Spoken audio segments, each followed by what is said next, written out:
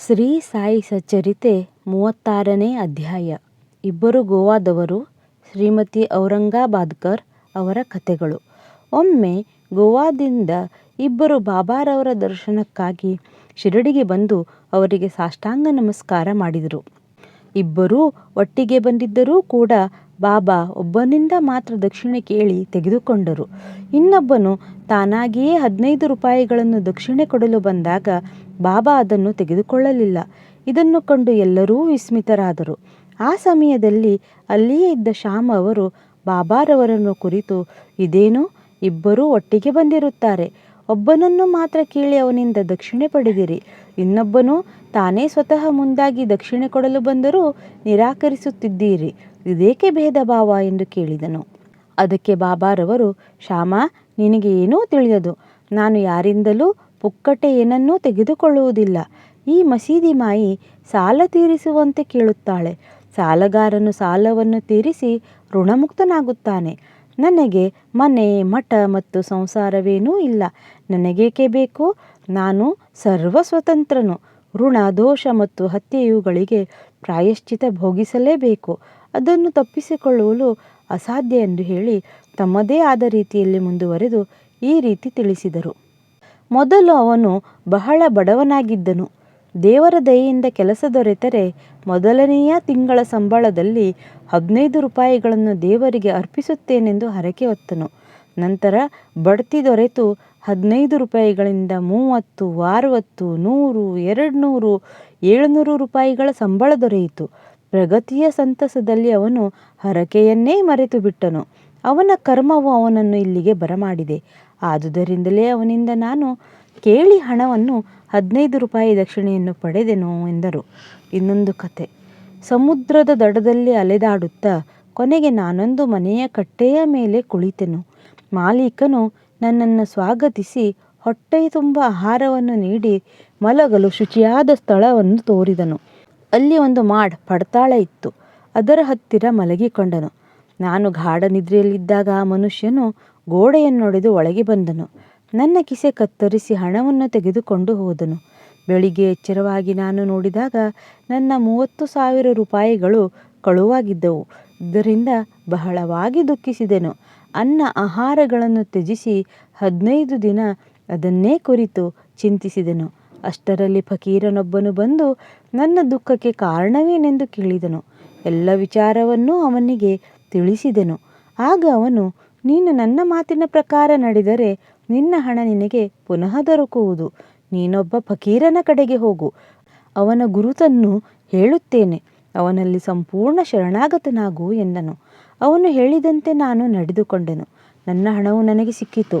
ನಂತರ ಆ ಮನೆಯನ್ನು ಬಿಟ್ಟು ಸಮುದ್ರದ ದಡಕ್ಕೆ ಬಂದು ನೋಡಿದೆನು. ಹಡಗಿನೊಳಗೆ ಹೋಗಲು ಸಾಧ್ಯವಾಗಲಿಲ್ಲ. ದಟ್ಟಣೆ ಹೆಚ್ಚಾಗಿತ್ತು.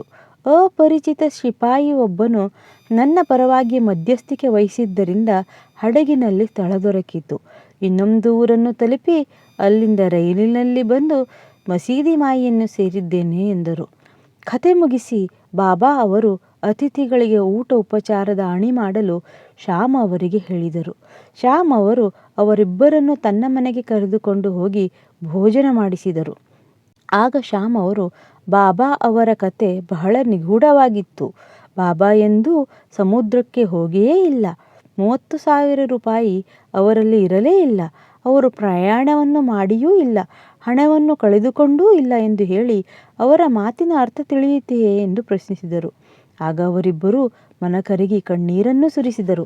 ಇಬ್ಬರು ಗದ್ಗದ ಕಂಠದಿಂದ, ಬಾಬಾ ಅವರು ಅಂತರ್ಯಾಮಿಗಳು, ಬಾಬಾ ಪರಬ್ರಹ್ಮರು, ಅವರು ಹೇಳಿದುದೆಲ್ಲವೂ ನಮ್ಮ ಬಗ್ಗೆಯೇ, ಅದೆಲ್ಲವೂ ನಮಗೆ ಸಂಬಂಧಿಸಿದ್ದೇ ಆಗಿದೆ.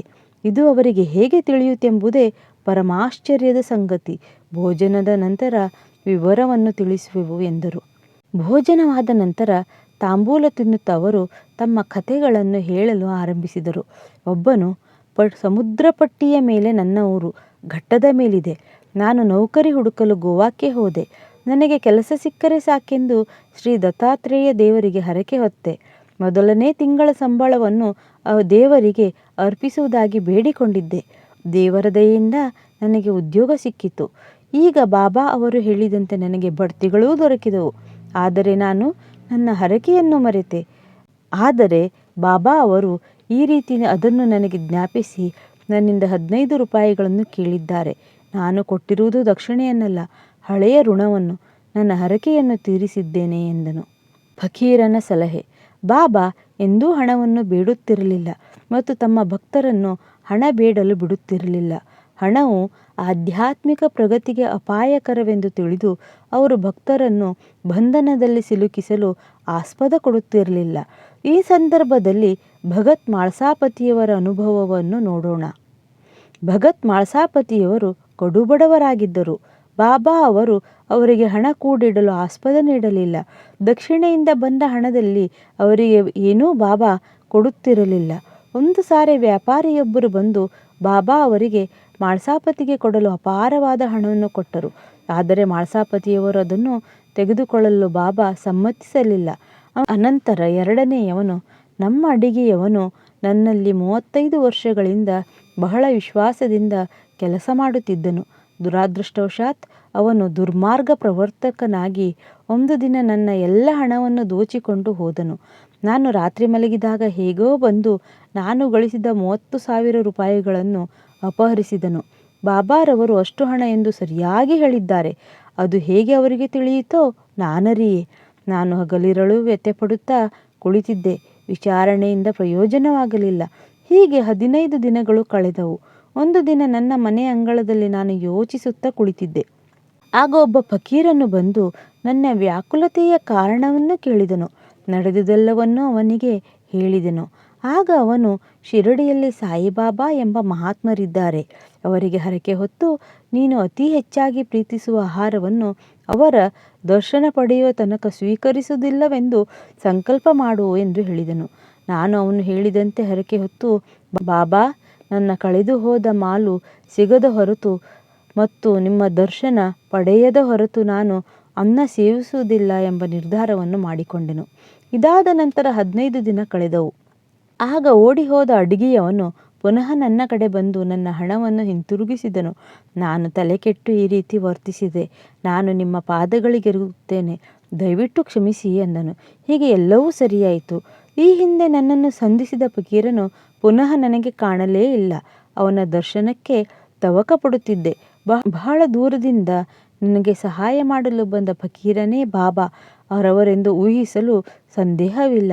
ನನ್ನನ್ನು ನೋಡಿ ನನ್ನ ಕಳೆದು ಹೋದ ದ್ರವ್ಯವನ್ನು ಮರಳಿ ಕೊಡಿಸಲು ಯತ್ನಿಸಿದ ಬಾಬಾ ಅವರು ನನ್ನ 35 ರೂಪಾಯಿಗಳಿಗೆ ಆಸೆ ಪಡುತ್ತಾರೆಯೇ? ಎಂದಿಗೂ ಇಲ್ಲ. ಹೀಗೆ ಯಾರಿಂದಲೂ ಏನೂ ಅಪೇಕ್ಷಿಸದೆ ನಮ್ಮನ್ನು ಧಾರ್ಮಿಕ ಪಥದ ಕಡೆಗೆ ಸಾಗಿಸಲು ಬಾಬಾ ನಿರಂತರ ಪ್ರಯತ್ನ ಪಡುತ್ತಿದ್ದಾರೆ. ಕಳೆದು ಹೋದ ಧನವೆಲ್ಲ ಮರಳಿ ದೊರೆತು ನನಗೆ ಪರಮಾನಂದವಾಯಿತು. ಈ ರೀತಿ ಆನಂದದ ಉನ್ಮಾದದಲ್ಲಿ ಹರಕೆಯನ್ನು ಮರೆತೆ.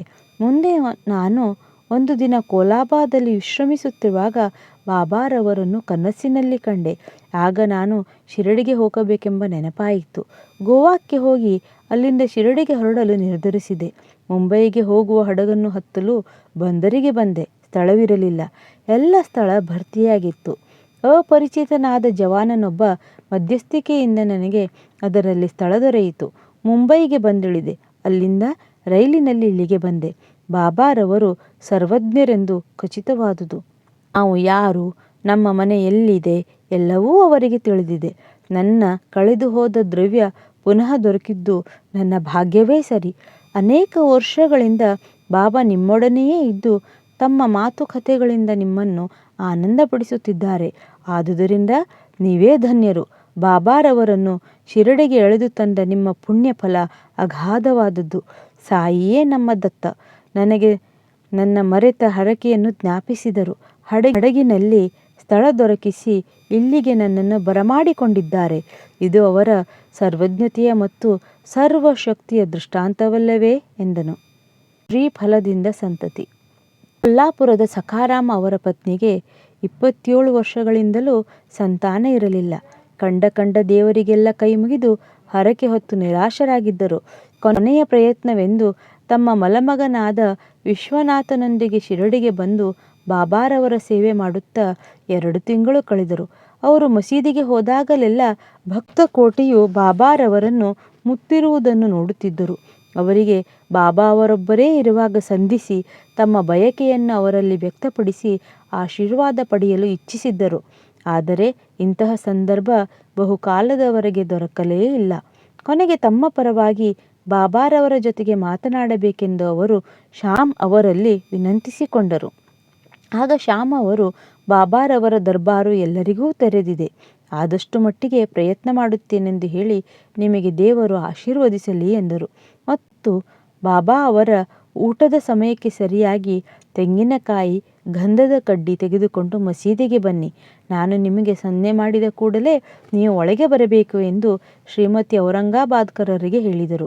ಮುಂದೆ ಒಂದು ದಿನ ಬಾಬಾ ಊಟ ಮಾಡಿದ ನಂತರ ಬಾಬಾ ತಮ್ಮ ಕೈ ತೊಳೆದುಕೊಳ್ಳುತ್ತಿರುವಾಗ ಶ್ಯಾಮ ನೀರು ಹಾಕುತ್ತಿದ್ದರು. ಆಗ ಬಾಬಾ ಶ್ಯಾಮ್ ಅವರ ಕೆನ್ನೆ ಚಿವುಟಿದರು. ಶ್ಯಾಮ್ ಅವರು ಕೋಪಗೊಂಡು, ಬಾಬಾ, ಈ ರೀತಿ ಚಿವುಟುವುದು ನಿಮಗೆ ತರವೇ? ಹೀಗೆ ಹಿಂಸಿಸುವ ದೇವರು ನಮಗೆ ಬೇಡ, ನಾವೇನು ನಿಮ್ಮ ಸೇವಕರೇ, ಆತ್ಮೀಯತೆಯ ಫಲ ಇದೇ ಏನು ಎಂದರು. ಅದಕ್ಕೆ ಬಾಬಾ, ಶ್ಯಾಮ, ಈ ಹಿಂದಿನ 72 ಜನ್ಮಗಳಿಂದಲೂ ನೀವು ನನ್ನೊಡನೆ ಇರುತ್ತಿ. ಇದಕ್ಕೆ ಮುಂಚೆ ನಿನ್ನನ್ನು ಎಂದಾದರೂ ಚಿವುಟಿದ್ದೇನೆ? ಈಗ ಸುಮ್ಮನೆ ಮುಟ್ಟಿದ್ದಕ್ಕೆ ನನ್ನ ಮೇಲೆ ಇಷ್ಟು ಕೋಪವೇ ಎಂದರು. ನಂತರ ಶ್ಯಾಮ್ ಅವರು, ನಮಗೆ ಯಾವಾಗಲೂ ಮುದ್ದುಗಳನ್ನು ಕೊಡುತ್ತಾ ಸಿಹಿಯನ್ನು ತಿನ್ನಿಸುವ ದೇವರು ಮಾತ್ರ ಬೇಕು. ನಿಮ್ಮಿಂದ ನಮಗೆ ಸುಖ, ಸ್ವರ್ಗಲೋಕದ ವಿಮಾನ ಅಥವಾ ಇನ್ನಿತರ ಮರ್ಯಾದೆಗಳು ಬೇಕಿಲ್ಲ. ನಿಮ್ಮ ಚರಣಗಳಲ್ಲಿ ನಮ್ಮ ದೃಢ ನಂಬಿಕೆಯು ಸದಾ ಜಾಗೃತವಿರಲಿ, ಅಷ್ಟೇ ಸಾಕು ಎನ್ನಲು ಬಾಬಾ ಅವರು, ಅದಕ್ಕೋಸ್ಕರವೇ ನಾನು ಇಲ್ಲಿಗೆ ಬಂದಿರುವುದು. ನಾನು ನಿನಗೆ ಆಹಾರ ಕೊಟ್ಟು ರಕ್ಷಿಸಿದ್ದೇನೆ, ನಿನ್ನಲ್ಲಿ ನನಗೆ ಪ್ರೀತಿ, ಮಮತೆ ಇದೆ ಎಂದರು. ತಿಳಿದುಕೊಂಡ ಮೇಲೆ ಬಾಬಾ ತಮ್ಮ ಆಸನದ ಮೇಲೆ ಕುಳಿತರು. ಶ್ಯಾಮ್ ಅವರು ಶ್ರೀಮತಿ ಔರಂಗಾಬಾದ್ಕರ್ ಅವರನ್ನು ಕರೆದರು. ಅವರು ಬಂದು ಬಾಬಾರವರಿಗೆ ನಮಸ್ಕರಿಸಿ ತೆಂಗಿನಕಾಯಿ ಮತ್ತು ಗಂಧದ ಕಡ್ಡಿಯನ್ನು ಬಾಬಾರವರಿಗೆ ನಿವೇದಿಸಿದರು. ಬಾಬಾ ಅವರು ಆ ತೆಂಗಿನಕಾಯಿಯನ್ನು ಅಲ್ಲಾಡಿಸಿದರು. ಅದರ ತಿರುಳು ಅಲ್ಲಾಡುತ್ತಿತ್ತು. ಆಗ ಅವರು, ನೋಡು ಶ್ಯಾಮ, ಇದರ ತಿರುಳು ಅಲ್ಲಾಡುತ್ತಿದೆ, ಅದೇನು ಸೂಚಿಸುತ್ತದೆ ಎಂದು ಕೇಳಲು ಶ್ಯಾಮ, ಅದರಂತೆಯೇ ತನ್ನ ಗರ್ಭದಲ್ಲಿ ಶಿಶುವು ಹೊರಳಾಡಲಿ ಎಂದು ಈ ಮಹಿಳೆಯು ಪ್ರಾರ್ಥಿಸುತ್ತಿದ್ದಾಳೆ, ಆಶೀರ್ವದಿಸಿರಿ, ಆ ತೆಂಗಿನಕಾಯಿ ಕೊಡಿ ಎಂದರು. ಬಾಬಾರವರು, ತೆಂಗಿನಕಾಯಿ ಸಂತತಿ ದೊರಕಿಸುತ್ತದೆಯೇ?